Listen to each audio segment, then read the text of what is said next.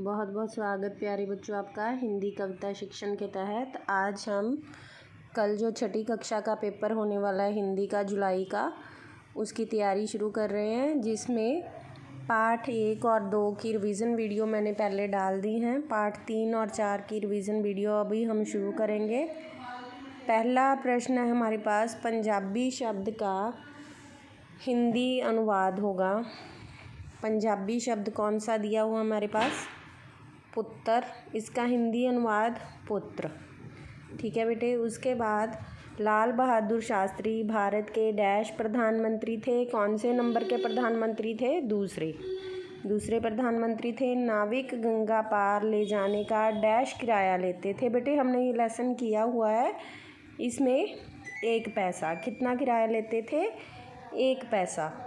उसके बाद चौथा प्रश्न है, साधारण शब्द का विपरीत शब्द। साधारण का विशेष। साधारण जो नॉर्मल आम बात की जाए, अगर बोलचाल की भाषा में आम जिसको बोल देते हैं, कोई ख़ास चीज़ ना होना, तो साधारण का विपरीत पूछा गया है हमें, तो विशेष होगा।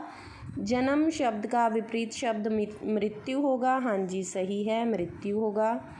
माता शब्द का पुल्लिंग होगा। पुल्लिंग पूछा बेटे इन्होंने, तो पिता। अगर हमें वचन कहते तो ये आता। इसके बाद पंजाबी, अगला पेज चलते हैं हम। पंजाबी भाषा के शब्द यात्रा। सॉरी बेटा, पंजाबी भाषा के अगला शब्द है हमारे पास 7वां क्वेश्चन। पंजाबी भाषा के शब्द यात्रा का हिंदी में अनुवाद। क्लियर हो गया बेटे? दिखना शुरू हो गया क्लियर आप लोगों को? तो शुरू करते हैं। पंजाबी भाषा के शब्द, कौन सा शब्द है? यात्रा। यात्रा का हिंदी अनुवाद कौन सा सही है? ये वाली ऑप्शन ये। ठीक है। उसके बाद अन्न प्लस दाता को जोड़कर नया शब्द बनाएं तो क्या बन जाएगा? अन्नदाता। ऑप्शन 1 अन्नदाता। क्लियर है? इसके बाद जिगर का टुकड़ा मुहावरे का अर्थ। जिगर का टुकड़ा बहुत प्यारा। जो चीज़ हमें बहुत प्यारी हो उसे हम जिगर का टुकड़ा, बच्चे हमें प्यारे होते हैं। 10वां प्रश्न हमारे पास आ गया, लाल बहादुर शास्त्री का जन्म कब हुआ? इम्पॉर्टेंट क्वेश्चन है, याद रखने के लिए। 2 अक्टूबर 1904 में। कब हुआ? 2 अक्टूबर 1904 ईस्वी में। इसके बाद हमारे पास 11वां प्रश्न आ गया, लाल बहादुर शास्त्री जी ने बचपन में ही कौन से गुण थे? साहसी थे, निडर थे, पक्के इरादे वाले थे। सभी विकल्प सही हैं। हमारा राइट ऑप्शन ये वाला है, क्योंकि ये सारे ही गुण उनमें थे। उनका स्कूल डैश नदी के पार था। कौन सी नदी? गंगा नदी। कौन सी नदी के पार उनका स्कूल था? गंगा नदी के पार। ठीक है बेटे। उसके बाद लाल बहादुर शास्त्री जी का प्रसिद्ध क्या नारा था? उन्होंने नारा दिया था, उनका प्रसिद्ध नारा कौन सा था? जय जवान जय किसान। ठीक है। 13वां प्रश्न। 14वां प्रश्न है हमारे पास, पुत्री शब्द का पुल्लिंग पुत्र होगा। हाँ जी होगा, सही है हमारा ये राइट आंसर है, पुत्री का पुत्र। अध्यापक शब्द का स्त्रीलिंग मुख्य अध्यापक होगा। नहीं जी ये गलत है। क्या होगा अध्यापक का स्त्रीलिंग? अध्यापिका।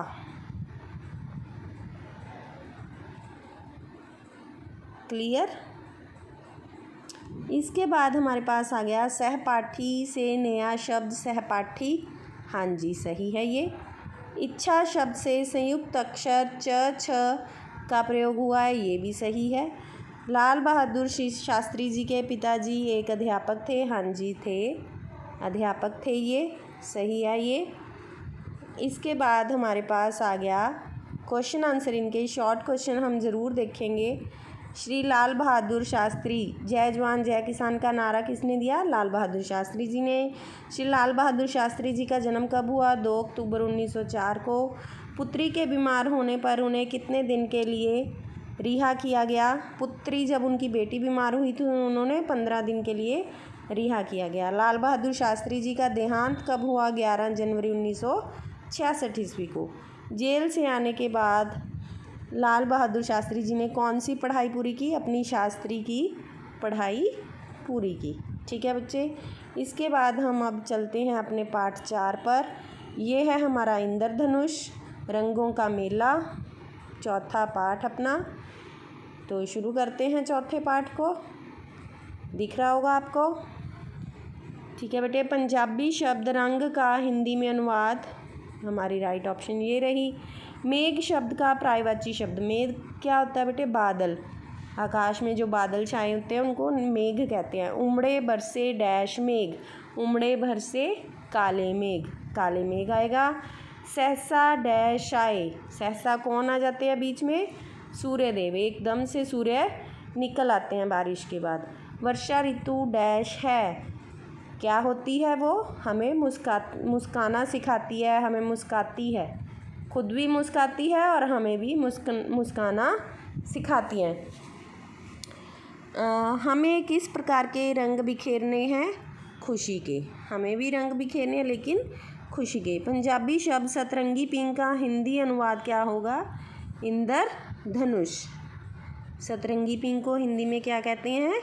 इंद्रधनुष। वर्षा के बाद प्रकृति दिखाई देती है हरी भरी।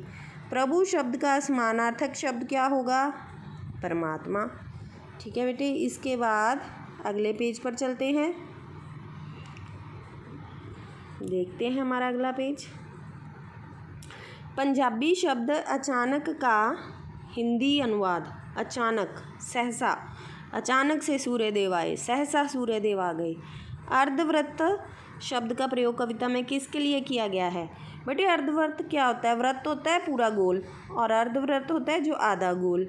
तो अर्धवृत्त जैसी क्या चीज़ होती है? इंद्रधनुष। किसके लिए प्रयोग किया गया है? इंद्रधनुष के लिए। ठीक है, तो राइट ऑप्शन ये वाली है, इंद्रधनुष। इंद्रधनुष में कितने रंग होते हैं? 7 रंग।